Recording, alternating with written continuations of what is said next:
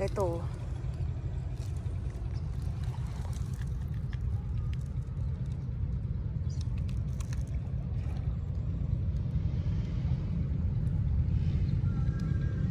Ang dami, diba? Tapos hanggang doon pa. Dito lang dito lang sila nakakapit sa sa may mga bato.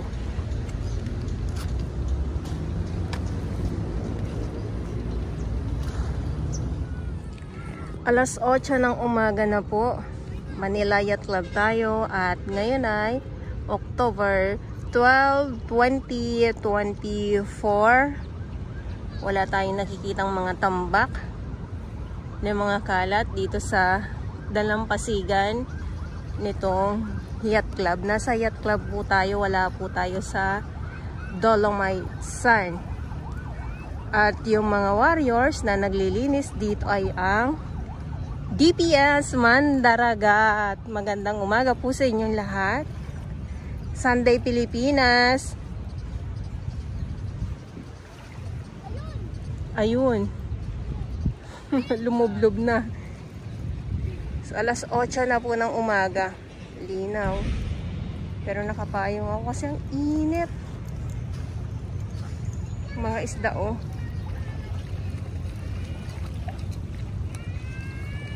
Ayan, magandang umaga po.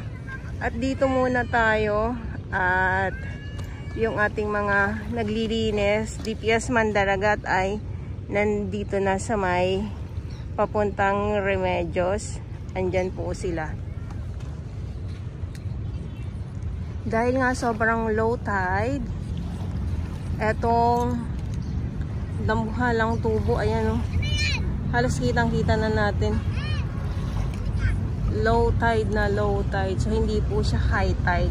Kaya naman, napaka linaw din ng dagat na nakukuha na natin ngayon. At yung dragon boat patuloy na nandyan sila, nag-i-ensayo sila. Dyan sa laot nga lang ha. Dito sila galing kanina.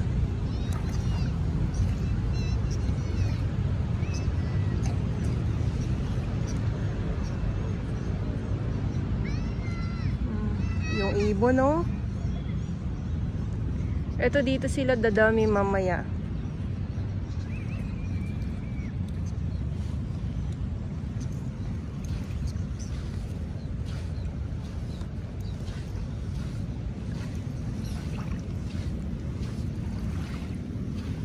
So dahil ay wala nang masyadong mga kalat dito sa dalampasigan, walang tambak. So yung ating mga Manila Bay Warriors naman, yung ating DPS naman, dito na sila sa may mga kabatuhan. Yung mga nakasiksik na mga kalat, doon naman po sila. Talagang talagang kinukuha. Ay, mga ayun na, oh, kita niyo naman. Talagang ay, oh, di ba? Nagugulat ako pag ayan oh, mga isda na mga maliliit.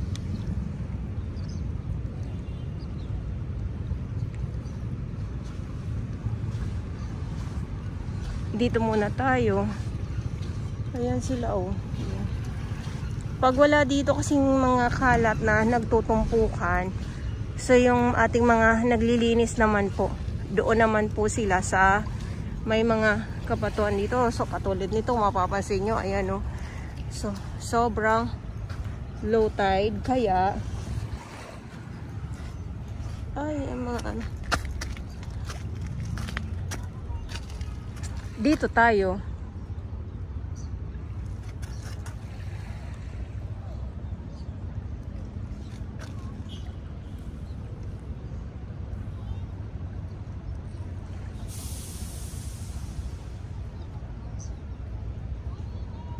Tapos maganda na yung panahon, so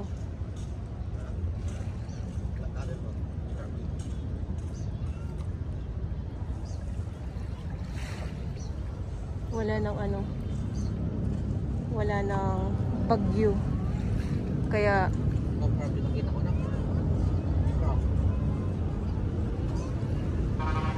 mainit yung ating update for today Sunday.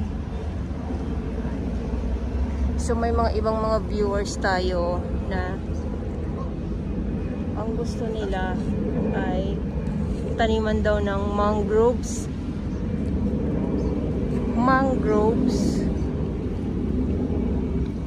Ang laki nung hana, ayun na. Kaya naman itong mga ibon, nagpipiesta din talaga sila dito dahil nga sa mga lamang dagat na nandito lang sila sa tabi.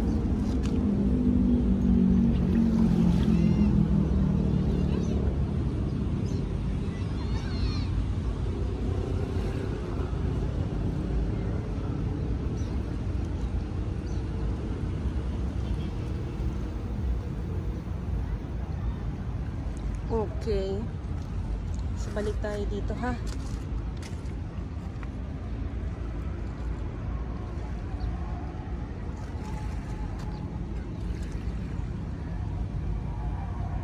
Sinisilip ko talaga kasi katulad ito may mga talaba.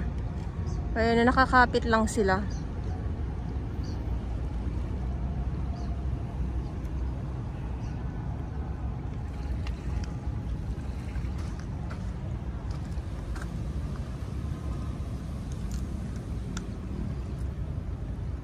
Ang daming ang dami dito, oh. Wait lang, pakita ko lang po sa inyo, ha. Ibaba ko lang yung aking payong.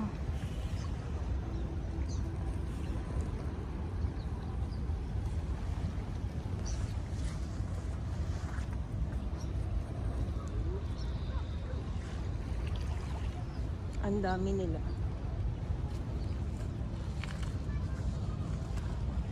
Sobrang dami. May mga kaya to? Pwede kayang kaya lang kasi talaga bawal po manguha dito ng mga ganitong mga lamang dagat or mga ito.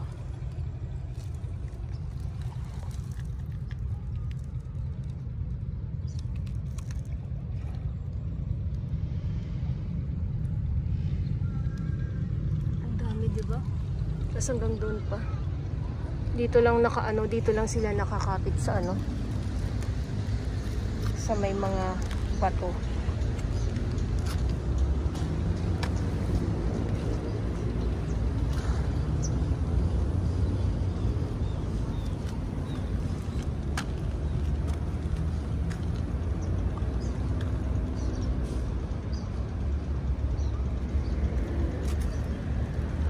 Ay, pero dulas. Ayan, ang dami. Ayan.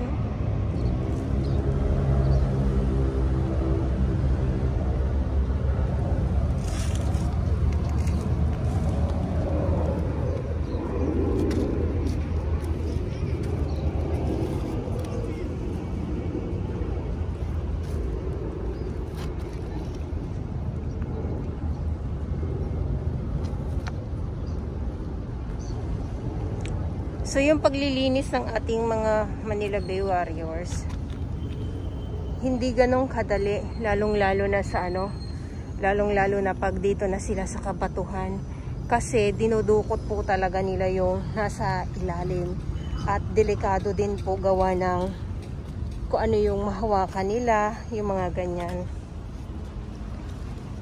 O kaya yung iba nadudulas, yung mga ganon.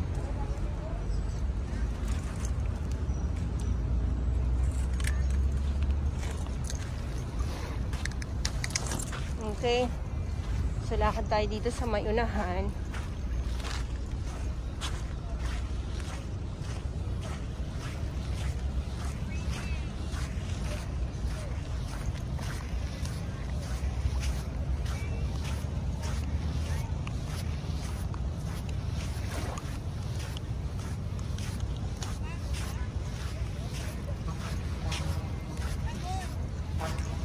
Bakit yan?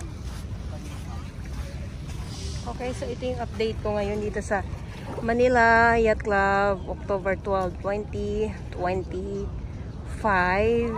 At sa mga baguhan, yes, welcome sa channel ni Miss Jelani Dorabas. Mahalin niyo po ako ng buong buo. Yun ay hindi galing sa ilong ng may singaw. God bless everyone.